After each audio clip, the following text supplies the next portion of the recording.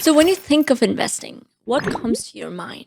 Is it financial advisors, stock tickers, financial expert, Wall Street, or an absolute feeling of overwhelm? Well, forget all that because investing doesn't have to be stressful, boring, or even complex. In fact, it's much simpler than that. And actually, mastering some basic concepts on investing can help you make millions of dollars over your lifetime. After interviewing personal finance expert Jeremy Snyder and reading countless books on investing, I've come up with 6 practical steps that can help you with your investment journey. So let's dive in. Step 1: create emergency fund. My 20s were not the most productive years when it came to personal finance and investing. I remember coming up with million excuses whenever my friends asked me to go out for dinner or just hang out because I was barely getting by. If you're in a similar situation, it might feel almost impossible to start thinking about investing, and that's probably because you shouldn't. Not until you have built an emergency fund. Many personal finance experts recommend that you save at least 3 to 6 months of expenses in a high interest savings account. I mention high interest savings account specifically because most savings accounts give no interest rate for your money, whereas high interest savings accounts such as SoFi or Marcus give up to 4.5% as of 2024. This way, your emergency fund will earn some extra cash over time, even when you're not actively investing that money. This leads to step number 2, which is pay loans that are high in interest. It took me 7 years to pay off my student loan debt. But here's the twist: I could have paid it off much sooner. For 5 of those years, I was stuck on autopilot, paying only the bare minimum without really thinking about it. It wasn't until I took a deep dive into the world of personal finance and investing that I had a wake up call and I made a decision that paying off my student loan is going to be my priority for next few years. Despite those 5 years of payment, my loan balance barely budged on principal and my interest kept piling up. I then made a decision to pay off my student loan debt in next 2 years, live frugally. This decision was transformative, and within 2 years I was able to pay all of my student loan debt. This leads to step number 3: maximize 401k contribution and open a Roth IRA account. After I paid off my student loan debt, I was eager to invest, but I was also overwhelmed with so many questions because I didn't know where to invest, how much to invest, what accounts to open. So let's walk through exactly what you need to do from the moment you decide to invest. If you work in the United States and your company offers a 401k with a matching contribution, I would suggest contributing as much as your employer will match. It might actually make sense to do this step before you pay off your loan because this is basically free money that you're getting from your employer.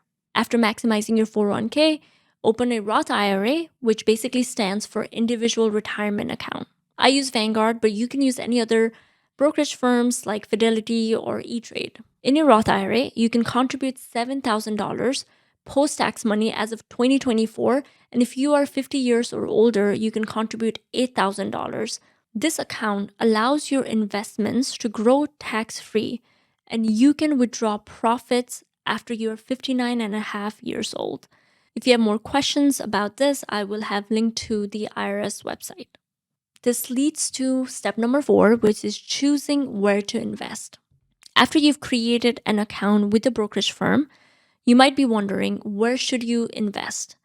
I have so many people who recommend that I should invest in crypto or buy a particular stock that might grow in value in 5 years. But after reading many books on personal finance and investing, what I've realized is that every single personal finance expert talks about index funds.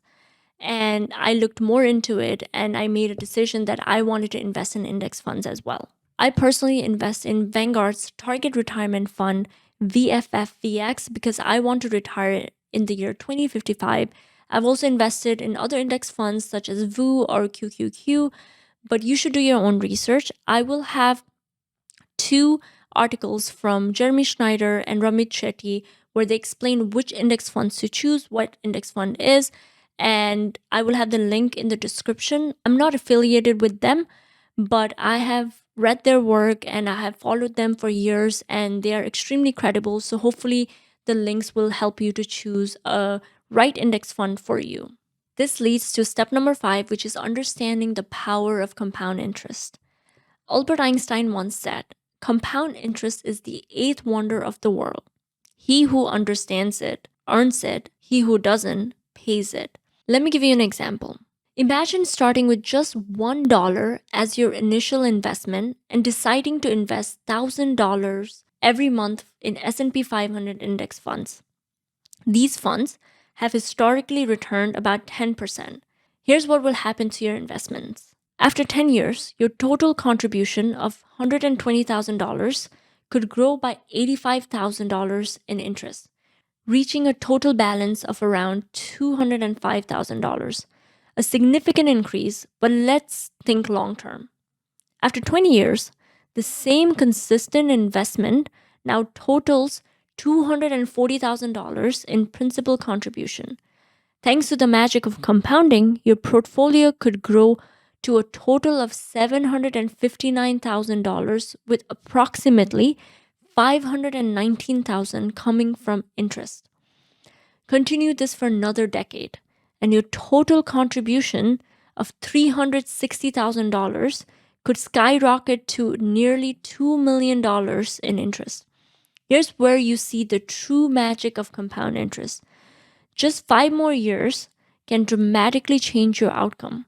With total contribution of $420,000, you could see your investment grow to $3.3 million in interest if you maintain a consistent $1,000 monthly investment in a fund with the average 10% annual return. Isn't that magical?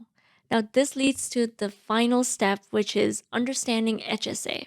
After you've invested in your 401k and Roth IRA, and if you still have money left, I would highly recommend that you look into health savings account, which you can pair with a high deductible health insurance plan.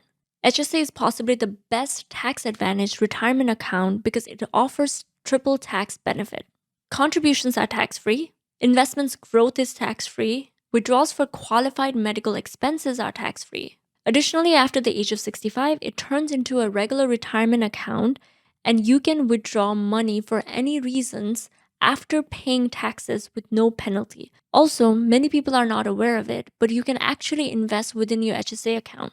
But remember, you can only open an HSA account if you have HSA compatible health insurance plan. You can sign up for HSA through your employer when you sign up for your health insurance plan. And also, if you are self-employed, you can also sign up for HSA on your own. As of 2024, the maximum HSA contribution is $4,150 for an individual and $8,300 for a family. So that's it. I hope you found this tutorial helpful. One of the reasons I decided to create this tutorial is because I was clueless in terms of personal finance in my 20s.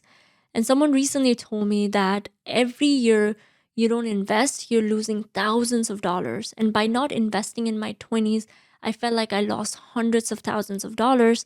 And I wanted to help people not to make the same mistake. If you found this tutorial helpful, please like and subscribe, and I'll see you next week.